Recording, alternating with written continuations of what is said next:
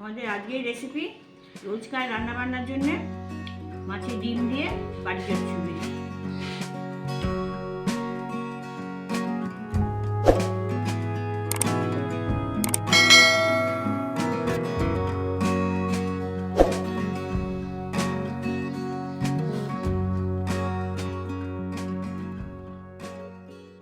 বাজার থেকে মাছ কেনার সময় যদি অল্প কিছু ডিম পেয়ে থাকেন তাহলে কি করবেন ভেবে পাচ্ছেন না, তাহলে এইভাবে একটা বাটি চচ্চড়ি করে নিন। প্রথমে একটা বাটি নিয়ে নিন, তারপর এরকম ছোট ছোট করে টুকরো করে আলু কেটে সেগুলো দিয়ে দিন। ওই রকমই ছোট ছোট করে টুকরো করা বেগুন আর ছোট ছোট টুকরো করা পটল একটা। তারপর পরিমাণ মতো নুন দিন, হাফ চামচ হলুদ, সর্ষের তেল 2 চামচ মতন,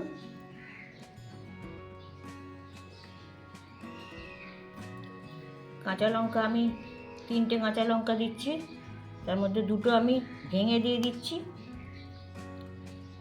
আর একটা গোটা দিচ্ছি, আর 1 কাপ আন্দাজ জল দিচ্ছি সেদ্ধ হওয়ার জন্য।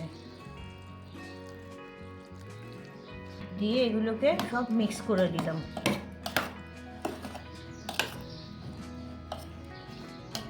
এবার আমি ওভেনে বসাবো। ওভেনে বসিয়ে এটা আমি এবার ঢাকা দিয়ে দেবো 5 মিনিট মতন, এটা সেদ্ধ হবে।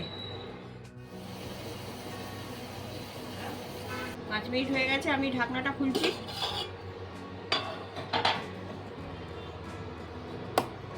এতে আর একটু জল দিয়েছি আমি। এবার আমি ডিমটা দেব।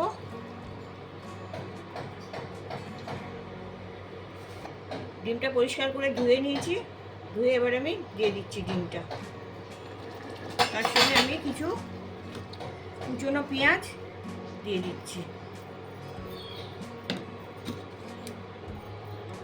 তরকারিতে জল যেটা দিয়েছিলাম 1 কাপ, সেটা অনেকটা কমে গেছিলো, তাই আমি আর একটু জল দিয়ে দিয়েছি। ডিমটা সেদ্ধ হবে তার জন্যে। অর্ধেকটা আনাজ সেদ্ধ হলে তবেই ডিমটা দেবেন, তা নাহলে প্রথম দিকে দিলে না ডিমটা তলা থেকে কামড়ে যাবে, ডিমটা নষ্ট হয়ে যাবে। আর এইভাবে আমি যেমন ডিম দিয়ে করছি, এইভাবে মাছের মাথা থাকলে মাছের মাথা দিয়েও করতে পারেন, কাঁচা মাছের মাথায় এতে দিয়ে দেবেন। আর নয়তো মাছের যে তেল থাকে সেই তেলটা দিয়েও করতে পারেন, ভালোই হবে। এইভাবে দিয়ে এবার আর আমি ঢাকনা দেবো না, এইভাবে আমি এবার খোলাতেই রান্না করতে থাকবো। আর ওভেনের আঁচটা আমি মিডিয়াম করে দিয়েছি।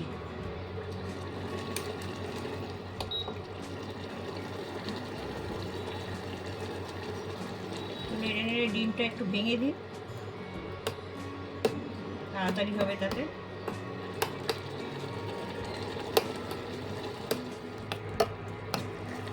ডিমটা নেড়ে নেড়ে আমি সম্পূর্ণ ভেঙে দিয়েছি। এবার আমি সম্পূর্ণ এটা ভালোভাবে মিক্স করে দিচ্ছি।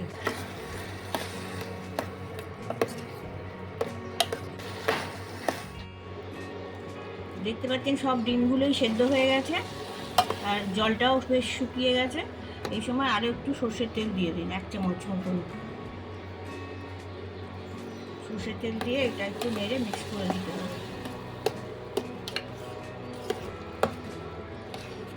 আর ডিম দিয়ে বাটি চচ্চড়ি রেডি।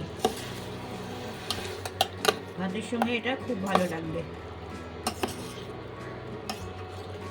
আর তাড়াতাড়ি হয়েও যায়, ঝামেলা নেই।